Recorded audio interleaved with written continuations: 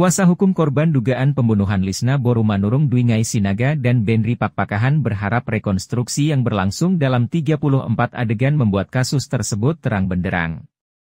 Pasca rekonstruksi, ia berharap kejanggalan termasuk keterangan tersangka dapat dikaji ulang. Yang pasti, tersangka telah ditetapkan oleh pihak kepolisian. Tersangka Henry Sianturi suami Lisna Borumanurung ditetapkan sebagai tersangka pada tanggal 7 Maret 2024. Pasca rekonstruksi Dwi Ngai Sinaga mengatakan rekonstruksi tersebut bertujuan agar kasus itu dapat terang benderang dan rekonstruksi ini perlu karena ada perbedaan-perbedaan pendapat di mana tersangka tak mengakui perbuatannya dan sangat disayangkan tadi, ada sejumlah kejanggalan dan perlu dikaji ulang. Pihaknya juga meminta pihak kepolisian agar mengkaji juga keterangan-keterangan tersangka yang relatif janggal. Dwi juga meminta kejelian penyidik untuk mengkaji kejanggalan-kejanggalan karena memang tak ada pengakuan tersangka. Misalnya, soal spontanitas tersangka. Seharusnya kalau ada kejadian dalam keluarga kita, maka akan spontan minta tolong namun tersangka tidak melakukannya. Kuasa hukum keluarga korban itu juga mengapresiasi kinerja kepolisian yang telah menetapkan tersangka. Pihak kepolisian juga bukan sembarangan menetapkan tersangka, hasil ekshumasi memperlihatkan ada luka lebam dan resapan darah pada hidung dan kening. Maka kepolisian juga harus lebih serius menangani kasus ini.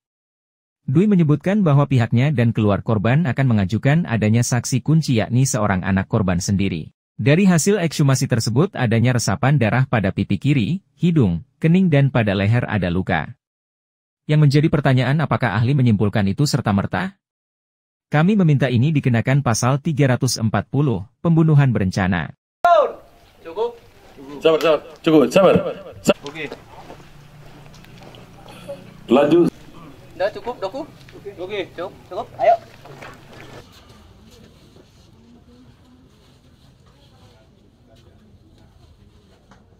Udah dijelaskan tadi. Hasil dari otopsi Pak yang didapat dari pengacara korban apa Pak yang kemarin Pak? Hasil otopsinya ada resapan luka di pipi kiri, resapan darah, hidung, si kening dan sekitarnya ini. Dan di sini juga ada luka. Jadi pertanyaannya, apakah ahli bisa membuat itu serta-merta? Nggak mungkin kan kalau nggak ada perbuatan itu. Jadi kami dengan tegas jaksa penuntut umum kenakan pasal 340, pembunuhan berencana. Itu dengan tegas. Sejauh ini Pak, apakah tersangka ada pengakuan atau gimana Pak? Bagaimana orang melakukan pengakuan yang melakukan perbuatan? Tidak mungkin. Kalau itu kita kejar dan ingat di hukum pidana itu nilai 0. Bagaimana tersangka mengakui? Ya penuhlah penjara kita kalau mengaku penjahat kan gitu. Di sini kelihayan penyidik-penyidik ini. Dan hasil rekon yang kita butuhkan kan masuk akal nggak itu? Boleh tadi kita ke dalam, segini loh jaraknya untuk gantung diri. Gitu. Berapa adegan tadi? 34 adegan. 38 adegan. Yang mana ada adegan tambahan karena ada perbedaan waktu tersangka jadi saksi dan tersangka setelah diperiksa menjadi tersangka.